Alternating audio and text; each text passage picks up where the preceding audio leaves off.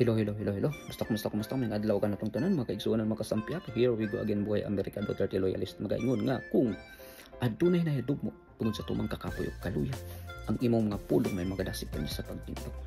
Mga kasampyak, kung saan man kayong lupalok ng mundo, sana ay nasa mabuti kayong kalagayan at ang iyong buong pamilya mabuhay po tayong lahat. So anyway, before anything else, mulit kayo inanyayahan ko na magsampyak man lang itong munti kong channel. Time check, it is now 11:57 in the morning, 31st of October, Thursday, 2024 dito sa Brooklyn, New York.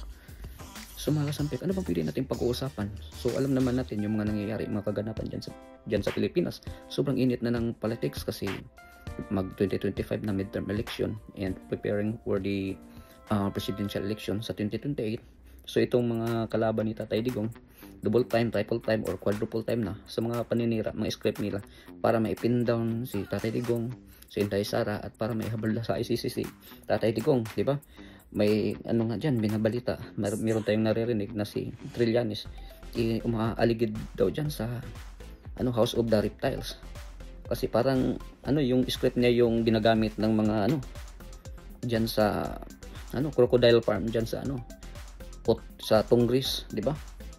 At alam naman natin, 2 days ago pumunta dyan si Tatay Digong sa Senado regarding sa EJK na inakusa sa kanya yung DDS daw sa panahon niya, ng administrasyon niya, about killings daw.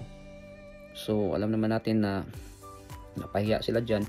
Sabi pa nga ni Ping Lacson na na-invade daw ni Tatay Digong yung Senate. Well, statement niya yan, pero para sa akin in a good way. Dapat lang, di ba, nabutata pati si Contivirus, hindi nakapalag. So yung at alam naman natin na yung subject matters talaga yung dalawa, si Leonardo at si Garma, hindi lumutang. Sabing si Garma parang yatang may appointment, doctor's appointment or ba, tapos si Leonardo parang nagka-COVID or sinisipon, parang ganun. Timing naman, klarong-klaro na hindi pina-attend ng House of the Crooks kasi talaga sila mag-isa talaga, baka maano pa yung nila, script nila, ganun.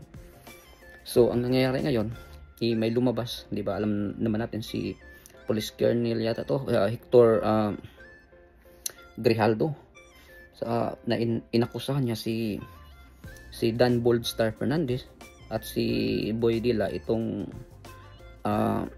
pastor ng mga demonyo dyan sa Kongreso, si Atras Abante, na medyo bumait after nung binakbakan ni Tatay Digong. Medyo bumait, magaling mag-deceive pero ang nangyari ngayon, kasi sabi ni Tatay Digong kakasuhan niya kasi ng subornation of perjury, kasi gustong kinukonvince talaga nila si Hector Grijaldo na magpirma nitong mga sumang-ayon nitong parang script or affidavit na parang gawa-gawa nila So pumalag si Grijaldo dito sa Hector, kasi sabi niya naka-uniform pa nga siya, medyo bastos, medyo hindi siya ginagalang or ganun, hindi siya ginalang. So parang nadismaya itong dalawa. So ngayon sabi ni Tatay Digong kakasuhan niya, nagisa nga sila ni Karen Dibila. Medyo natuwa tayo kasi alam naman natin nakalaban ito si Karen, pero medyo nabutata si Atras Abante.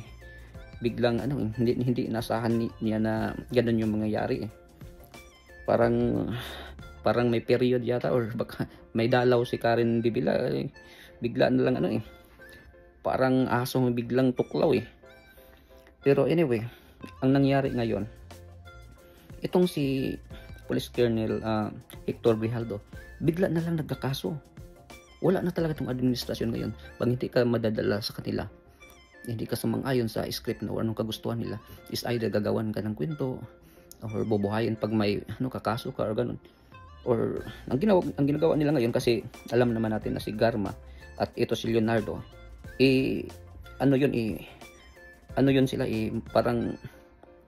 parang may inakusahan sila na involved doon sa pagpatay ng PCS o board secretary na si Wesley Barayoga. So iyan siguro yung dahilan kung bakit ito si Garma at si Leonardo nung una na sila sinalang dyan sa Kongreso, sa House of Black Rocks, taliwas yung yung affidavit nila, pero medyo nagisa kasi kinukuntim, tapos baka tinakot, ganun. Kasi baka may ginagawa din sila, may ginawa sila before na ano, kung kaya't ang dali nilang napasuko at bumigay. So ngayon, ito namang si Police Colonel Hector Grijaldo, kasi palaban siya, ngayon may kaso siya. At yung dito sinabi dito sa news na PNPI's Criminal Administrative Raps versus Garma Leonardo and Grijaldo. So nasali na, dati ang problema, ang may kaso dyan si Police Colonel Garma at si Leonardo lang. Ngayon nasali na si Police Colonel Hector Grijaldo, kasi sabi siya daw yung head ng police dati nung kapanahonan niya nung nangyari yung pagpatay. So tinitingnan nila kung meron bang kapabayaan sa mga investigasyon. So mag-pressing investigation na sila dyan sa Senado, sa Congress. So iimbestigahan na ito si Hector Grijaldo at gigipitin na ito, kukontempt, ganun. Ganun naman yung mga ginagawa dyan sa Kongreso. Hindi ka talaga sa santong dasalan, santong paspasan talaga. Alam naman natin yung mga ginagawa nila, di ba? Nung una nga si Richard Gomez, di ba, sumang-ayon siya sa drug war ni Tatay Digong. Bigla na lang nabuhay yung kaso ganun. Nasali sa mga kaso, ganun. So ito din yung hindi na tayo ma-surprise na itong nangyari kay Police Colonel Hector Grijaldo. Yan din yung mga previous, yung mga nangyayari kay Bantag, kay Tibes, ganun, Pastor Kibuloy, ganun, si Tatay Digong, ganun. Sabi nga ni Tatay Digong, sige, kasuhan nyo na ako. But ito naman si Kiso, yung waiter, naghihimod naman kasi alam mo naman yan na baka may iligwak siya, katulad kay dati sino ba tong linigwak na Senate President, si Zubiri.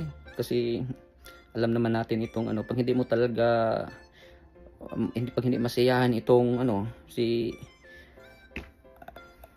yung First Lady, si Liza Tanas, pag hindi mo yan, pwede kang liligwakin. Tapos ngayon meron tayong mga naririnig na nag-aaway na daw itong mga crocodiles itong si Tambaloslos at yung kay Liza, si Liza daw. So hindi natin alam, hindi pa kumpirmado. So baka totoo, kasi mas maganda yan pag tuklawan na kayong parehas na mga ahas kasi pa greed of power, money. So wala, ganyan talaga yung tao. Yung parang sindikato lang yan pag talaga, lahat talaga greedy of power and money, fame, mag-aaway talaga yan. Ganyan yan, parang droga lang talaga ba, ganyan talaga yan yung tao na walang contentment sa buhay So anyway, ito yung bagong balita ngayon. So titingnan natin kung ito si Police Colonel Hector Grijaldo matatlag ba talaga or bibigay siya nitong panibagong hamon niya sa buhay, kasi may kaso na siya Ay nako, itong wala na talaga kinumpirma itong kaso niya sa yung spokesperson ng PNP, si yung tong tomboy, so pangalan nito anyway, basta si Pajardo.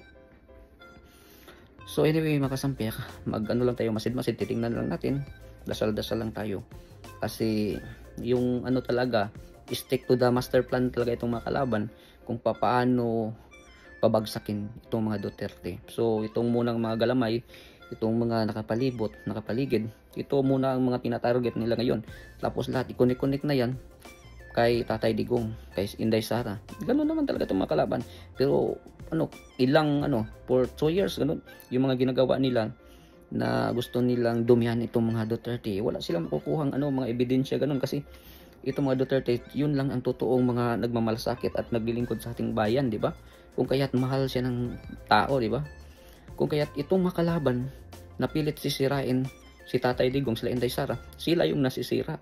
Yan yung totoo. Ngayon, yung sa research, Okta Research, na grupo, yung non-profit organization, conduct sila ng survey about sa satisfaction rating yata, ganun, kay Tatay Digong, kay hindi kay Tatay Digong, kay Inday Sara at nila ni Marcos Romualdez. Alam naman natin na hindi ka paniwala yung Okta Research.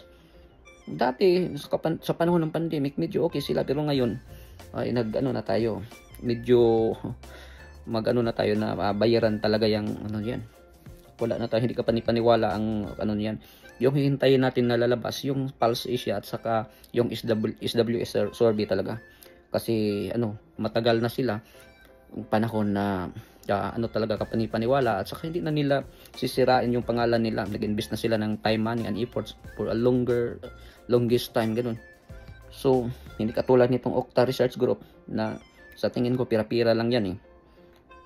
Hindi talaga kapanipaniwala yan eh. Kasi yung survey nila, nire-report nila, italiwas naman pag titingnan mo yung mga survey dyan sa may mga survey dyan sa Kalye survey, ganun. Sa lupalok ng sulok dyan sa Pilipinas. Karamihan pabor sa mga Duterte. So hindi na tayo mga bayaran lang yan eh. Anyway, maraming salamat mga kasampyak, at tayo, dasal-dasal lang na patuloy tayong gabayan ng Poong May Kapal. Kasi ang lahat ng mga nangyayari ngayon sa ating bansa pag hindi tayo maghimagsik laban sa katarungan, susupilin tayo nitong mga demonyo eh. Kasi wala itong mga politiko sa atin, yung mga politicians, yung mga yung mga traditional style.